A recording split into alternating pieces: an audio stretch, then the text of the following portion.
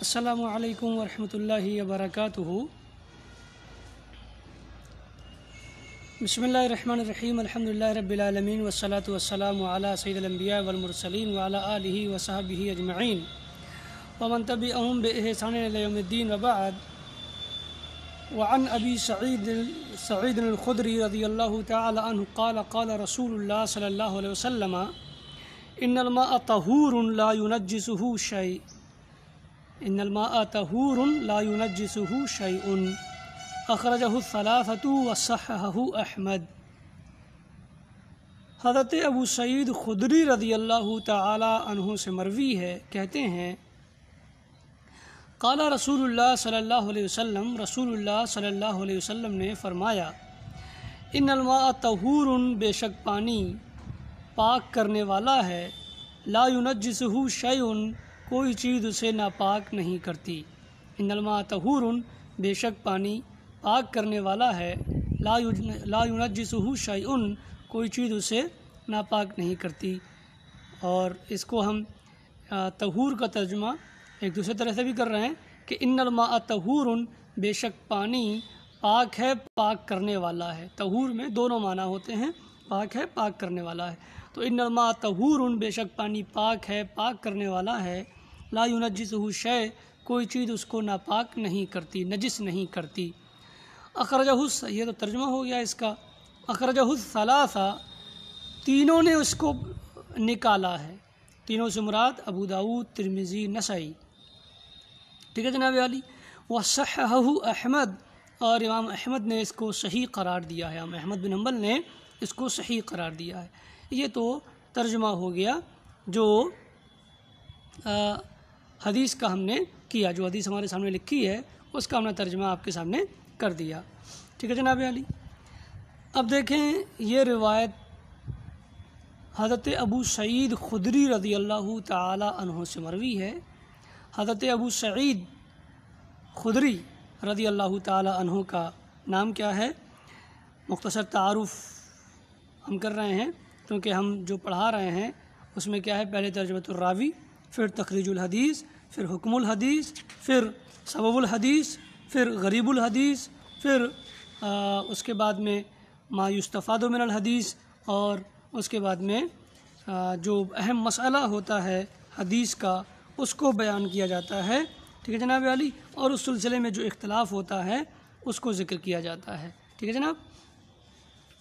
تو پہلے کیا ہے، حضرت ابو سعید خدری رضی اللہ تعالی عنہ کا مختصر ترجمہ، ان کی مختصر سوانح آپ سمجھ لیجئے۔ ابو سعید خدری رضی اللہ تعالی عنہ کا نام سعد بن مالک بن سنان الخزرجی الانصاری الخدری ہے، ٹھیک ہے جناب۔ خدرہ انصار کا ایک قبیلہ تھا، اسی کی طرف نسبت کر کے خدری کہا گیا ہے۔ ابو سعید خدری کے نام سے آپ مشہور ہیں، ابو سعید سمجھیے کہ کنیت ہے، اسی سے آپ مشہور ہیں۔ آپ مدینہ میں سن 10 قبل الہجرہ پیدا ہوئے تھے، یعنی ہجرت سے 10 سال پہلے پیدا ہوئے تھے مدینہ میں۔ بچپن میں ہی اسلام لے آئے تھے۔ غزوہ بدر کے وقت آپ کی عمر 12 سال تھی، غزوہ بدر کے وقت آپ کی عمر جو ہے وہ 12 سال تھی۔ بدر اور احد میں نبی صلی اللہ علیہ وسلم سے اجازت نہ ملنے کی وجہ سے ان دونوں جنگوں میں شریک نہیں ہو سکے، کیونکہ ان دونوں جنگوں میں آپ صلی اللہ علیہ وسلم نے جو چھوٹے لڑکے تھے ان کو شریک ہونے کی اجازت نہیں دی تھی۔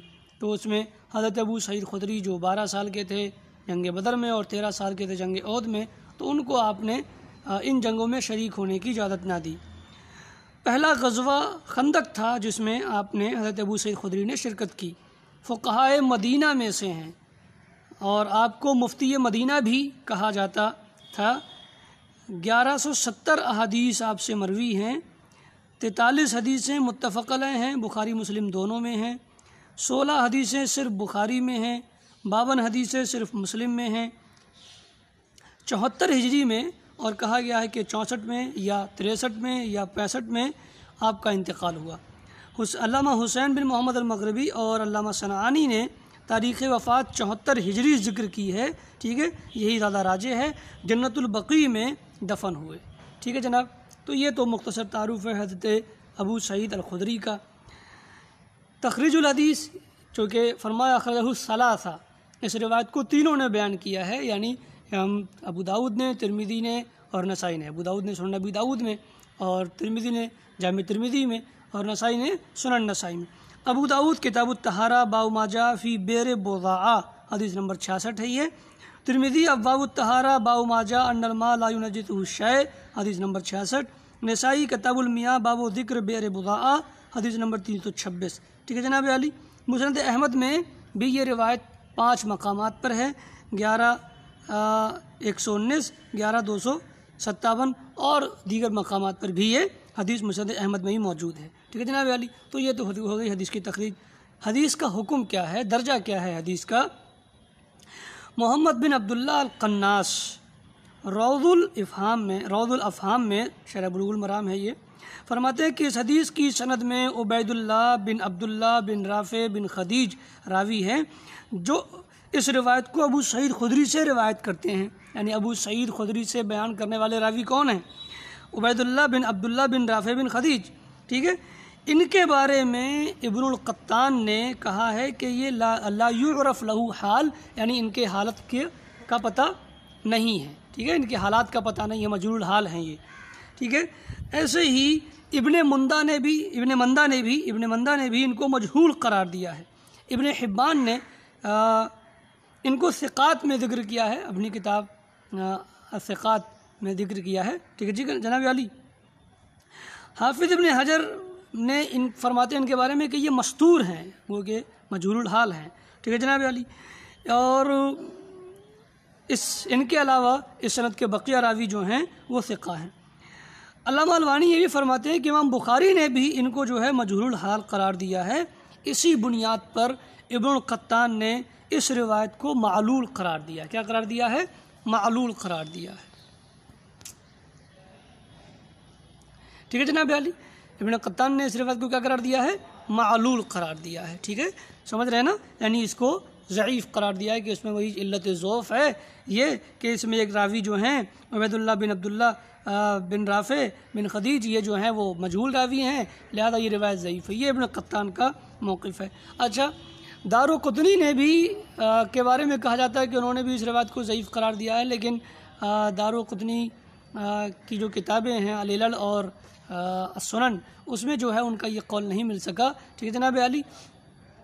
تو وہ کہ یہ سمجھیں کہ ابن القطان سے ہی جو ہے یہ صحیح، یا یہ کہہ لیجیے کہ ثابت ہے کہ وہ اس کو معلول قرار دیتے ہیں۔ ٹھیک ہے جناب علی۔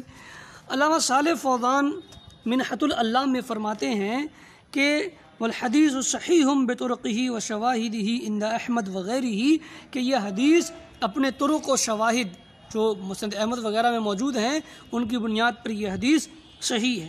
ابن حجر فرماتے ہیں کہ احمد نے اس کو صحیح کہا ہے۔ کیا کہا؟ اس کو صحیح کہا ہے۔ امام احمد کی تصحیح علامہ مزی نے تہذیب الکمال میں نقل کی ہے۔ امام ترمذی فرماتے ہیں ھذا حدیث حسن وقد جود ابو اسامہ ھذا الحدیث۔ مزید کہتے ہیں کہ وقد روی ھذا الحدیث من غیر وجہ ابی سعید، کہ یہ حدیث جو ہے ابو سعید سے مختلف سندوں سے مروی ہے۔ ترمذی شریف میں یہ امام ترمذی رحمہ اللہ کا قول۔ حافظ ابن حجر نے تلخیص الحبیر میں فرمایا کہ اس حدیث کو احمد ابن معین اور علامہ ابن حزم نے کیا کیا ہے؟ صحیح قرار دیا ہے۔ ٹھیک ہے، صحیح کہا ہے۔ یہ حافظ ابن حجر کا قول ہے۔ علامہ الوانی فرماتے ہیں کہ عبید اللہ بن عبداللہ کے علاوہ اس حدیث کے تمام راوی بخاری و مسلم کے راوی ہیں۔ عبید اللہ کو امام بخاری نے مجہول الحال کہا ہے، مگر گزشتہ علماء نے اس حدیث کو صحیح قرار دیا ہے۔ تو یہ حدیث مشہور ہے اور ائمہ کے نزدیک مقبول ہے۔ علامہ صدیق حسن کا اوبالی رحمہ اللہ رت الندیہ فرماتے ہیں کہ اس حدیث کو صحیح قرار دینے والے ائمہ کی تصحیح سے جو ہے حجت قائم ہے۔ پھر علامہ الوانی فرماتے ہیں کہ ان کے علاوہ ابن حبان نے، حاکم نے، ابن خزیمہ نے، ابن تیمیہ وغیرہ نے بھی اس حدیث کو صحیح قرار دیا ہے۔ ابن القطان نے ابو سعید سے روایت بیان کرنے والے راوی عبید اللہ کی جہالت کی بنیاد پر اس روایت کو معلول قرار دیا ہے، مگر ان علماء کی تصحیح کے مقابلے میں ابن القطان کا اس کو معلول قرار دینا بے وزن ہے۔ ٹھیک ہے جناب علی، یہ جو ہے علامہ الوانی رحمہ اللہ کا قول ہے۔ تو گو کہ علامہ البانی رحمہ اللہ نے جو ہے اس کو صحیح قرار دیا ہے اس کے طرق اور شواہد کی بنیاد پر۔ صالح شعیب الارناؤوط نے بھی جو ہے اس کو اس کے شواہد اور طرق کی بنیاد پر صحیح قرار دیا ہے۔ تو گو کہ یہ روایت اپنے شواہد اور طرق کی بنیاد پر کیا ہے؟ صحیح ہے، ٹھیک ہے، یعنی چونکہ یہ روایت مختلف سندوں سے مروی ہے، ٹھیک ہے، اس لیے کیا ہے روایت صحیح ہے، مختلف اس روایت کے مختلف شواہد موجود ہیں، ٹھیک ہے، تو ان شواہد کی بنیاد پر روایت جو ہے وہ صحیح ہے، ٹھیک ہے جناب عالی۔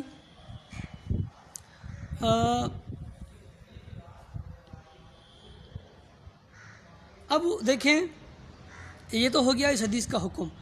اب اس حدیث کا سبب ورود ہے، سبب ورود حدیث، یعنی اس حدیث کے وارد ہونے کا سبب کیا، کس موقع پر آپ نے یہ جملہ ارشاد فرمایا ان الماء طہور لا ينجسہ شیء، کس موقع پر آپ نے یہ جملہ ارشاد فرمایا؟ تو علامہ صنعانی فرماتے ہیں والحدیث لہ سبب، اس حدیث کا ایک سبب ہے، اس حدیث کا ایک سبب ہے، ٹھیک ہے جناب علی۔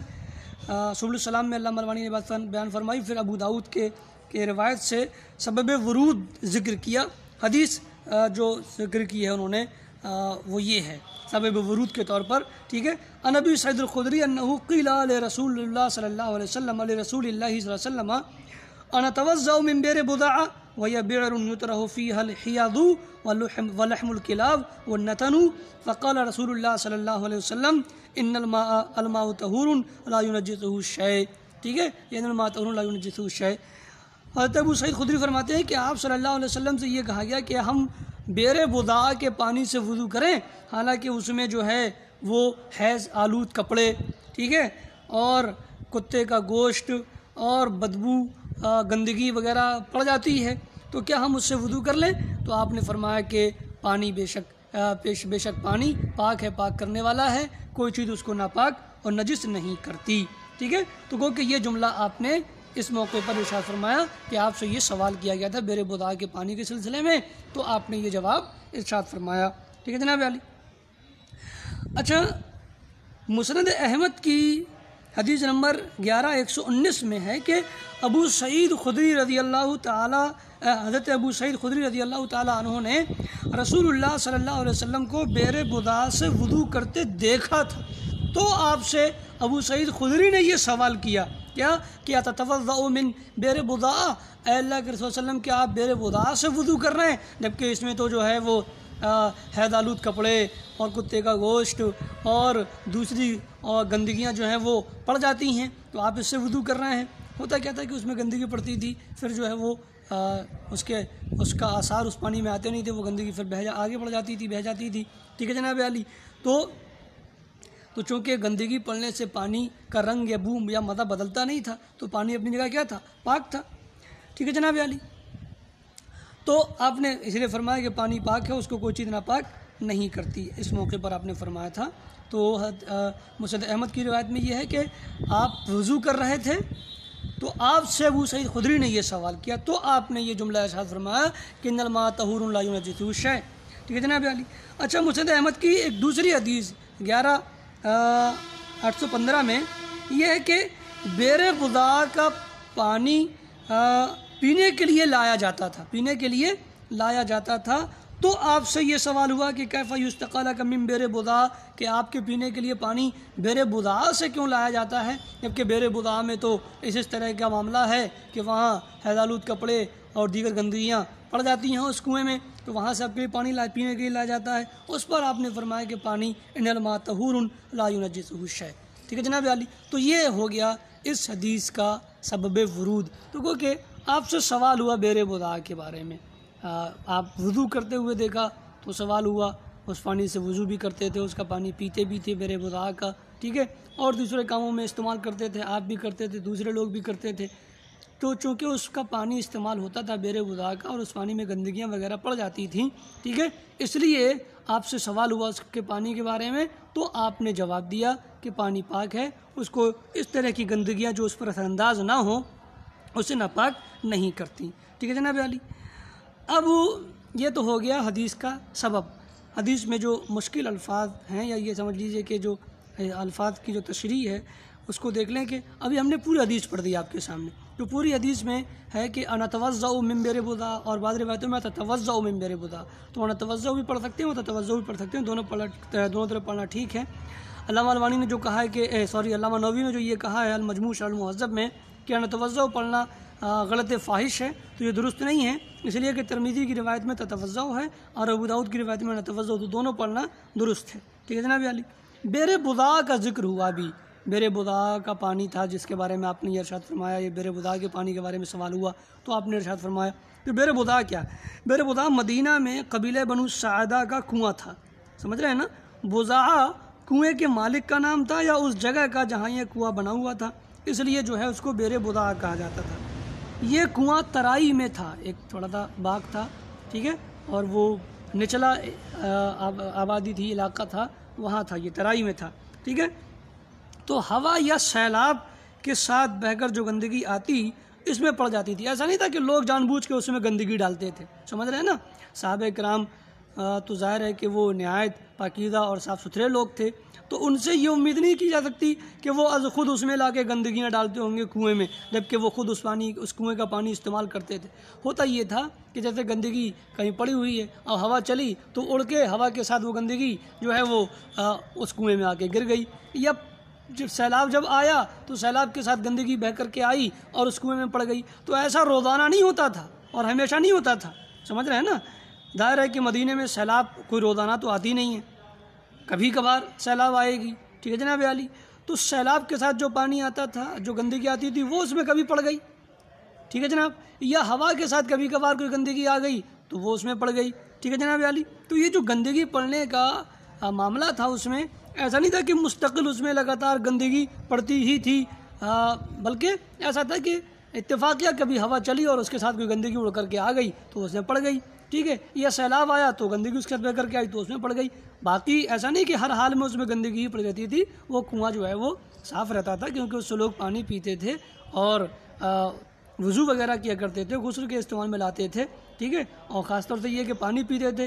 اس کنویں کا پانی جو کہ میٹھا تھا تو میٹھے پانی کی ویسے ہی وہاں پہ قلت تھی، تو یہ بعید ہے کہ لوگ اس میں از خود گندگی لا کے ڈالتے ہوں. ایسا نہیں تھا. نہ گندگی لوگ اس میں از خود ڈالتے تھے اور نہ اس میں ہمیشہ گندگی پڑتی تھی. کنویں میں پانی تو ہر کوئی آدمی صاف رکھتا ہے، اس میں گندگی ڈالنے کا کوئی سوال ہی نہیں.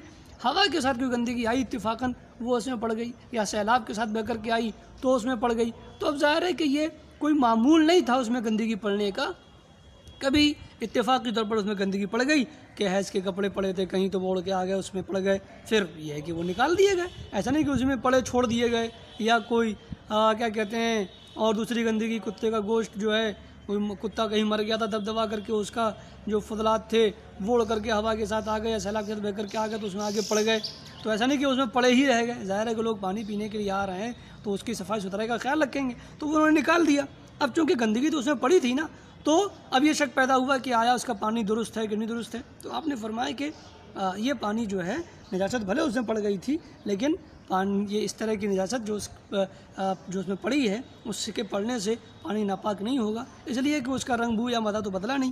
ٹھیک ہے جناب علی.